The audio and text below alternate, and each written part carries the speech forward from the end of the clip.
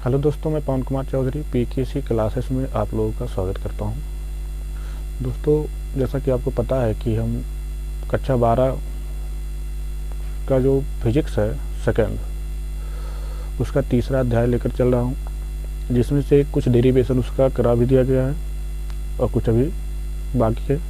ज़्यादा बाकी तो है नहीं उस चैप्टर में, 2 या 3 डेरिवेशन और रह गया है, जिसमें से एक डेरिवेशन है आपका जो विस्थापन विधि के लिए जो सूत्र है, उत्तल लेंस का सूत्र, शायद वो अब की बार हट गया है, देख लेंगे, अगर वो रहेगा तो उसको भी बता देंगे।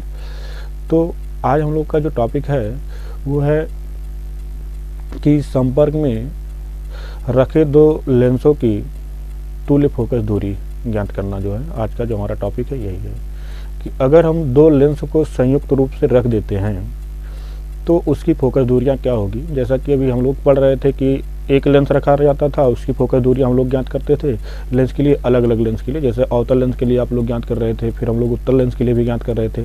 तो सभी का जो है डेरिवेशन कर भी दिया गया था लेंसों के लिए फोकस दूरिया का, जैसा कि आप पढ़े हैं कि अवतल लेंस का सूत्र जो है डेरिवेशन आपका करा ही दिया गया है, जो आपको प्राप्त हुआ था 1/f = 1/v - 1/u।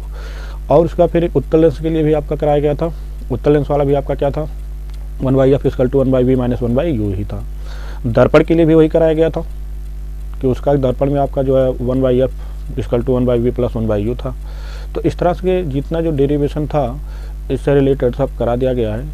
लेकिन अब यह है कि अगर 2 लेंस रखते हैं हम, जैसा कि आप देख रहे होंगे चित्र ऑलरेडी बनाया गया है पहले से, क्योंकि चित्र इसलिए पहले से बना दिया गया क्योंकि चित्र बनाने में थोड़ा सा टाइम लगता है और वीडियो लंबा हो जाता है, तो इसलिए जो है चित्र पहले से बना दिया गया है। आप इसमें देख रहे होंगे 2 लेंस है और दोनों लेंस का इनकी प्रकृति अगर आप देखेंगे, दोनों लेंस जो है कौन सी लेंस है, तो देख रहे होंगे आप दोनों लेंस जो है उत्तल लेंस है और 2 उत्तल लेंस रखा गया है और दोनों को देखो संपर्क में रखा गया है। ध्यान रखिएगा, जो दोनों लेंस रखा गया है दोनों किस स्थिति में है, संपर्क की स्थिति में है, दोनों संपर्क की स्थिति में है। और दोनों संपर्क की स्थिति में है, फिर क्या किया गया कि एक लेंस जो आपका है L1, देखो एक L1 हो गया, एक L2 हो गया, इस लेंस के जैसे तो मुख्य अक्ष हो गया, दोनों का मुख्य अक्ष एक ही है, इसके मुख्य अक्ष पर एक वस्तु रखा गया है। देखो ये वस्तु है, वो जो रिप्रेजेंट कर रहा है ये क्या है, आपका वस्तु है, एक वस्तु रखा गया। अब एक वस्तु जो रखा गया, यहाँ से प्रकाश किरण लिया गया। अगर L2 के अनुपस्थिति में यह देखा जाता है कि इससे चलने वाली प्रकाश किरण यहाँ से अपवर्तन के पश्चात इसका जो प्रतिबिंब बनाता है, आप कह सकते हो आभासी प्रतिबिंब जो यहाँ बनाता है, कैसा प्रतिबिंब बना रहा है, आभासी प्रतिबिंब, आप कह सकते हो ये आभासी प्रतिबिंब बनाता है। इस तरह से आभासी प्रतिबिंब बनाया। किसकी स्थिति में आप देख रहे हो, तो ये स्थिति अनुपस्थिति किसकी है, L2 की अनुपस्थिति में। अगर L2 की अनुपस्थिति में देखा जाता है वस्तु O का जो आभासी प्रतिबिंब बन रहा है वो I' बन रहा है। परंतु देखेंगे अगर यहाँ, तो अगर L2 है तो L2 के लिए आप देखिए, इस लेंस के लिए ये जो आभासी वस्तु देख रहे हो ये क्या करेगा, एक आभासी वस्तु का कार्य करेगा। जो आभासी प्रतिबिंब यहाँ पे बना हुआ है आप देख रहे हो कि इसके लिए क्या करेगा, एक आभासी वस्तु का कार्य करेगा। किसके लिए, L2 के लिए। अब जब इसके लिए एक आभासी वस्तु का कार्य करेगा तो इसके द्वारा इसका जो प्रतिबिंब बनता है वास्तविक रूप से वो कहाँ बन रहा है, देखो वास्तविक रूप से जो प्रतिबिंब बन रहा है यहाँ पे, ठीक है, ये प्रतिबिंब आप कह सकते हो, क्या कह सकते हो कि वस्तु का जो वास्तविक प्रतिबिंब बन रहा है दोनों की स्थिति, मतलब दोनों को संपर्क में रखा गया हो तो वो I बनता है, ठीक है, जो L2 से कितना दूरी पर है, V दूरी पर है, ये वास्तविक प्रतिबिंब हो गया। तो हम लोग को अगर देखो, अगर आपको ऐसा कहता है पर इसके बारे में कुछ लिखना हो तो आप लिख सकते हैं। तो आपको ये लिखना होगा, माना L1 L2 जो है 2 लेंस हैं जो कि संपर्क में स्थित हैं, दोनों संपर्क में हैं और इनकी जो है मुख्य अक्ष एक ही है। L2 के अनुपस्थिति में जब L1 के मुख्य अक्ष पर एक वस्तु O रखते हैं, ध्यान से सुनिएगा, अगर आपको लिखना होगा तो ऐसे आपको लिखना होगा कि, ध्यान से सुनेंगे, शुरुआत से आप देखिएगा, माना L1 L2 क्या है, 2 उत्तल लेंस है जो संपर्क में स्थित हैं, दोनों संपर्क में स्थित हैं। यदि L2 की अनुपस्थिति में यदि L1 के मुख्य अक्ष पर U दूरी पर स्थित जो है एक वस्तु O रखते हैं तो यहाँ से चलने वाली प्रकाश किरण जो है अपवर्तन के पश्चात इसके द्वारा जो प्रतिबिंब बनता है आभासी प्रतिबिंब वो I' बनता है। परंतु यदि यल स्थित है, L2 स्थित है, तो L2 के लिए ये I डैश एक आभासी वस्तु का कार्य करता है, और आभासी वस्तु का कार्य करेगा तो इसके द्वारा जो इस वस्तु का वास्तविक प्रतिबिंब बनता है वो I बनता है। ठीक है, तो इस तरह से आपका हो गया। तो चलिए हम देख लेते हैं पहले किस प्रकार से इसका डेरिवेशन करेंगे। चलिए देखते हैं। पहला क्या है, प्रथम स्थिति।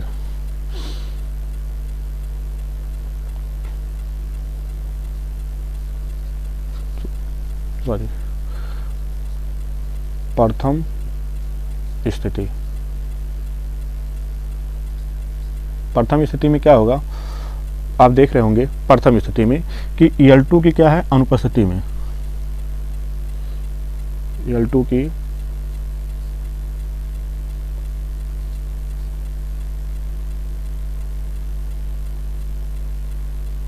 या आप ऐसा लिख सकते हैं, प्रथम स्थिति हो गया। प्रथम स्थिति में आपको बताया कि L2 क्या रहेगा, अनुपस्थित रहेगा, और जब L2 अनुपस्थित रहेगा तब लेंस का सूत्र हम लोग पढ़े हैं, लेंस की सूत्र या लेंस का सूत्र, लेंस का सूत्र। लेंस का सूत्र क्या पढ़े हो, 1/v। तो इसके देखो प्रथम लेंस के लिए, प्रथम लेंस के प्रथम स्थिति में क्या होगा, प्रथम लेंस के लिए देखा जा रहा है। अगर आपको लिखना होगा प्रथम स्थिति में तो आप लिख सकते हो क्या, प्रथम लेंस के लिए। यहाँ पर हम लिख देते हैं किसके लिए, प्रथम लेंस के लिए देखा जा रहा है।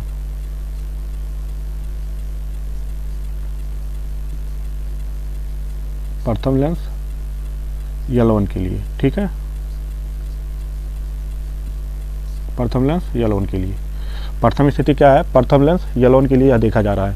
और प्रथम लेंस L1 के लिए आप देख रहे हैं कि लेंस का सूत्र क्या होगा, तो प्रथम, ये देखो ये तो दूरी हो गया, वस्तु से दूरी हो गया, और इसके द्वारा जो प्रतिबिंब बन रहा है V डैश बन रहा है।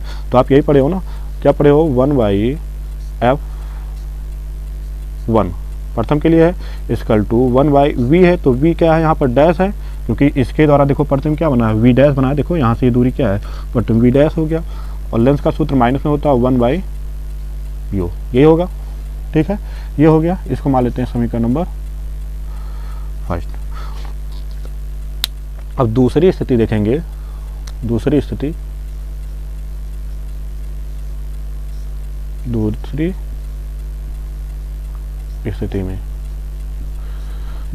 में क्या होता है कि L2 I डैश जो है L2 के लिए एक आभासी वस्तु का कार्य करता है। दूसरी स्थिति में क्या देखेंगे, या लिख देते हैं, परंतु I डैश दूसरी लेंस के लिए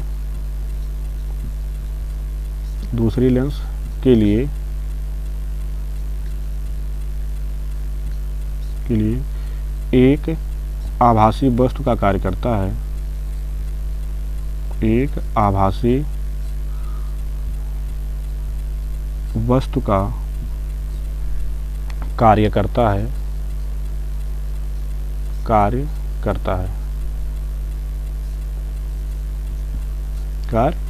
है, देखो बताया गया कि I डैश जो है दूसरे लेंस के लिए एक आभासी वस्तु का कार्य करता है। जब आभासी वस्तु का कार्य कर रहा है तो इसका मतलब ये हुआ कि इससे अब जो दूरी हुई वो V डैश हो जाएगा, और इसके द्वारा जो प्रतिबिंब बन रहा है वो V बन रहा है, इसके द्वारा जो प्रतिबिंब बन रहा है वो V बन रहा है।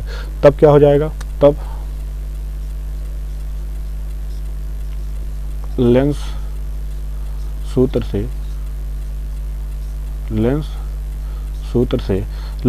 से आपको क्या प्राप्त हो जाएगा, आप देखेंगे कि फार्मूला वही रहेगा, 1/f2 इक्वल टू 1/v। देखो इसके लिए क्या है, ये v ही है तो v हो गया, माइनस इसके लिए देखो क्या कर रहा है, एक वस्तु का कार्य कर रहा है, यही वाला इसके लिए क्या कर रहा है, एक वस्तु का कार्य कर रहा है, तो माइनस यहाँ पर क्या हो जाएगा, वस्तु v डैश हो जाएगा, यहाँ पर क्या हो जाएगा, वस्तु v डैश हो जाएगा। इसको मान लेते हैं समीकरण नंबर सेकंड। देखो क्या है, इसका संपर्क में रखे दो लेंसों का तुल्य फोकस दूरी, दोनों को मिला के फोकस दूरी ज्ञात करना है। तो हम क्या करेंगे, समीकरण नंबर 1 को और समीकरण नंबर 2 को जोड़ देते हैं। ठीक है, समीकरण नंबर 1 और समीकरण नंबर 2 को जोड़ देते हैं। तो लिख देते हैं कि समीकरण नंबर 1 प्लस संयुक्त रूप से याद करना है ना, समीकरण नंबर 2। अब जब दोनों को जोड़ देंगे तो देखो इधर क्या हो जाएगा, इधर वाला इधर जोड़ देते हैं, F1 प्लस 1/F2 बराबर 1/V dash minus 1/U plus इधर वाला देखो क्या है 1/V है माइनस 1/V डैश। देखो यही हुआ, मतलब इधर वाले को जो हमारा लेफ्ट साइड है लेफ्ट साइड को जोड़ देंगे एक साथ, और राइट साइड वाले को राइट साइड के साथ जोड़ देंगे। देखो 1/F1 यहाँ है तो 1/F1 प्लस जोड़ना है इसको 1/F2 हो गया बराबर 1/V dash minus 1/U plus करना है 1/V प्लस ये। तो इसमें देखो ये माइनस माइनस है, ये माइनस है ये प्लस है तो कट जाएगा। अब बचा क्या है उसको देख लेते हैं। तो देखो इसको यहाँ पे हम लिख देते हैं, तो बचा क्या 1/F1 plus 1/F2 equal to 1/, इसको पहले V को लिख देते हैं माइनस 1/U, ये प्राप्त हुआ। अब देखिए अगर हम यहाँ पर दोनों लेंस के स्थान पे एक ऐसा लेंस प्रयुक्त करें जिसकी जो है वस्तु से दूरी U है और इसका प्रतिबिंब V है, तब यदि दोनों लेंसों के स्थान पर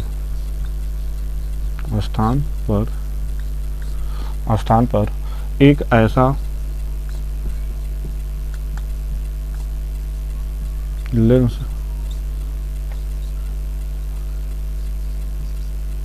प्रयुक्त करें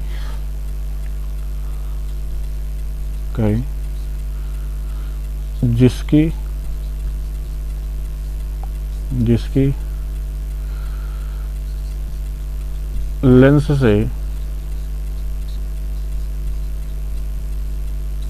से वस्तु की दूरी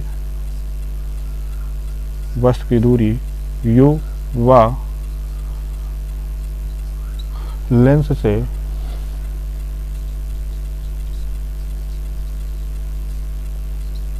प्रतिबिंब की दूरी V है, तब उसका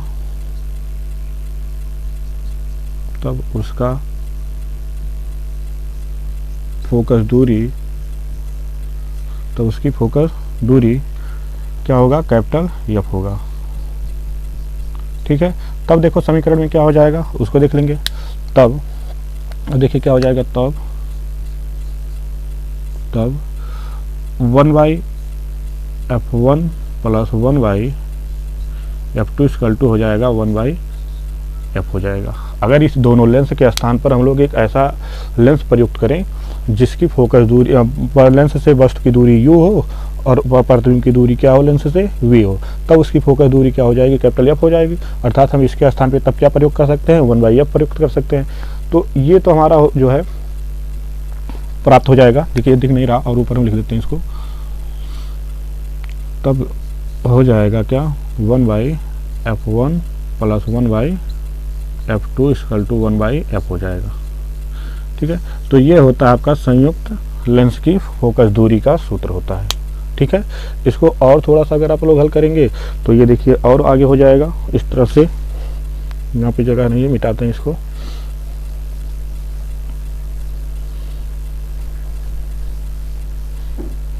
देखिए और हल करेंगे तो ये दोनों का एलसीएम ले लेते हैं। जैसे हमारा फार्मूला ये प्राप्त हुआ है 1/F equal to 1/F1 plus 1/F2। ठीक, इसको और हल करेंगे तो 1/F इक्वल टू हो जाएगा, एलसीएम क्या हो जाएगा आपका F1 F2, एलसीएम हो गया। और जब एलसीएम इतना हो गया तो F1 से भाग देंगे F1 F2 में, तो F1 से F1 कट जाएगा, F2 बचेगा, तो यहाँ पे F2 लिख दिए, प्लस ऐसे ही F2 कट जाएगा, बचा क्या F1। अर्थात प्राप्त क्या हो गया, F बराबर प्राप्त हो जाएगा, व्युत्क्रम कर देते दोनों का, F1 F2 by F1 plus F2। तो ये आपका इस विधि से भी आपका ए रूप भी लिख सकते हो इसको, नहीं तो आपका यहीं पर आपका संयुक्त रूप से फोकस दूरी का सूत्र प्राप्त हो गया है। ठीक, अब इसमें देखो कई कंडीशन आता है। ये जो आपका फार्मूला प्राप्त हुआ है इसमें क्या है, दोनों लेंस जो है दोनों उत्तल लेंस है, दोनों जो है उत्तल लेंस है। दोनों उत्तल लेंस के लिए है। ठीक है, ये जो आपका फार्मूला प्राप्त हुआ है दोनों उत्तल लेंस के लिए है। और यदि ऐसा कंडीशन आता है, यदि पहला कंडीशन, यदि एक लेंस जो है उत्तल तथा दूसरी लेंस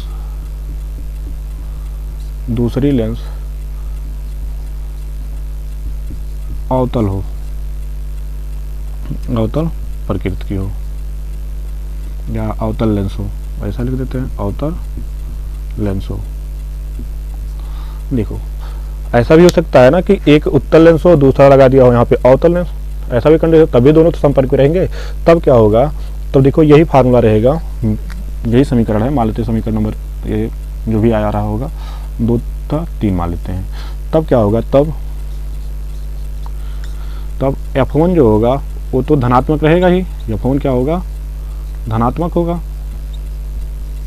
F1 धनात्मक होगा तथा F2 जो होगा अवतल है तो अवतल में आपका क्या होगा, ये ऋणात्मक हो जाएगा। ये क्या हो जाएगा, ऋणात्मक प्रकृति का हो जाएगा। तब सूत्र क्या हो जाएगा, तब फोकस दूरी F बराबर हो जाएगा F1 F2 माइनस हो जाएगा और बटा F1 माइनस F2 हो जाएगा। तब फोकस दूरी का ये फार्मूला आप लगा सकते हैं। ठीक है, तब जो फोकस दूरी का फार्मूला होगा इस तरह से हो जाएगा, क्योंकि एक आपका जो है उत्तल हो गया और एक हो गया अवतल, तो इस तरह से हो जाएगा। और एक कंडीशन और भी आ सकता है कि दोनों जो है अवतल प्रकृति के हो। अगर जो दोनों लेंस प्रयुक्त किया गया है दोनों जो है अवतल प्रकृति के हो, तब क्या होगा, यदि एक कंडीशन क्या आएगा, यदि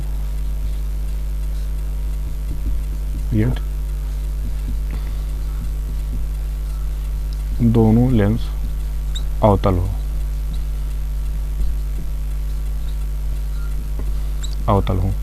तब क्या होगा, तब जो F1 होगा ये भी आपका ऋणात्मक होगा, F1 जो होगा ये भी क्या होगा, ऋणात्मक होगा, और जो F2 होगा ये भी ऋणात्मक होगा, ये भी ऋणात्मक होगा। तब देखिए सूत्र क्या हो जाएगा, F इक्वल टू हो जाएगा F1 माइनस गुणे F2 माइनस में बटा माइनस F1, ये प्लस हो जाएगा माइनस माइनस, तो F बराबर हो जाएगा F1 F2 बटा, इसको पहले लिख देते हैं, माइनस F1 हो जाएगा। इस तरह से आपका दूसरा प्राप्त हो गया। तो ये दोनों कंडीशन आपका हो गया। तो इसमें 3 कंडीशन होते हैं। पहला कंडीशन तो आपका ये हो गया, देखा जाए तो कि दोनों लेंस जो है अगर उत्तल प्रकृति के हों तो आपका फार्मूला जो है F equal to F1 F2 by 1 जो है F1 F2 जो होगा आपका प्लस में, और दूसरा एक उत्तल प्रकृति का हो एक अवतल प्रकृति का हो, तो आपका जो है ये कंडीशन हो जाएगा। कभी कभी आपका देखिए इसका पूछ लेता है क्षमता, इसका जो है क्षमता भी पूछ लेता है। तो अगर क्षमता पूछता है तब देखिए क्षमता के लिए हम बता देते हैं फार्मूला क्या होगा। तो क्षमता अगर आपको पूछ लिया, संयुक्त क्षमता दोनों लेंसों की संयुक्त क्षमता, दोनों लेंसों की संयुक्त क्षमता का अगर फार्मूला पूछ लेता है तब क्या होगा उसको देख लेते हैं। तो देखिए जो आपका P मान लेते हैं पहले लेंस की L1 की जो है फोकस दूरी को मान लेते हैं F1 हो गया, ठीक है, और L1 की जो है पहले लेंस के लिए जो क्षमता हो गया मान लेते हैं P1 हो गया, ठीक है। इसी प्रकार दूसरे लेंस के लिए मान लेते हैं L2 के लिए फोकस दूरी जो होगा हमारा क्या, फोकस दूरी इसको मान लेते हैं ये F2 हो गया, और L2 के लिए जो क्षमता हो जाएगा क्षमता इसको मान लेते हैं P2 हो जाएगा। तो संयुक्त रूप से क्षमता हमें ज्ञात करना है, ठीक है, संयुक्त रूप से क्षमता। तो संयुक्त रूप से क्षमता देखो क्या हो जाएगा, संयुक्त रूप से क्षमता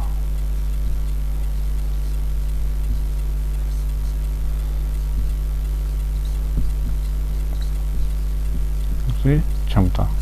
अब संयुक्त रूप से क्षमता अगर ज्ञात करना हो तो आप लोग पढ़े हो, अभी रिलेशन पढ़े हो, दोनों लेंस का जो है हम क्या कर देंगे, दोनों लेंसों की फोकस दूरी, संयुक्त फोकस दूरी पहले ज्ञात कर लेते हैं। दोनों लेंसों की, ये देखिए हेडिंग है एक, ये क्या है, संयुक्त रूप से क्षमता का, दोनों लेंस की संयुक्त रूप से क्षमता का, वही वाला यहाँ पे हम लिख दिए हैं। दोनों लेंस की संयुक्त फोकस दूरी पहले ज्ञात कर लेते हैं, क्योंकि उसके बारे में रिलेशन होता है, संयुक्त फोकस दूरी, जो कि अभी हम लोग पढ़े हैं कि क्या होता है, 1/f equal to 1/f1 plus 1/f2 होता है। अब देखो 1/f किसके बराबर हो जाएगा, p के मान लेते हैं, दोनों लेंस का संयुक्त फोकस दूरी जो होता है वो मान लेते हैं f हो गया, तो इसका संयुक्त फोकस आपका क्षमता हो जाएगा p, और 1/f क्या हो जाएगा, यहाँ पे p1 हो जाएगा प्लस 1/p क्या हो जाएगा, p2। तो संयुक्त लेंस का जो क्षमता का सूत्र होता है वो p इक्वल टू हो जाएगा p1 प्लस p2 हो गया। तो इस तरह का जो आपका अध्याय 3 था, इस अध्याय 3 का जो है, जो हमारा आज का टॉपिक था, संपर्क में रखे दो उत्तल लेंसों की फोकस दूरी ज्ञात करना, ये आपका कंप्लीट हुआ। इसके बाद एक डेरिवेशन और रह गया, और शायद वो डेरिवेशन जो आपका है वो सिलेबस से अब की बार हटा भी दिया है, तो देखेंगे अगर सिलेबस में होगा तो उसको भी पढ़ा दिया जाएगा। तो आज के लिए इतना ही है, तो चलिए, जय हिंद, जय भारत।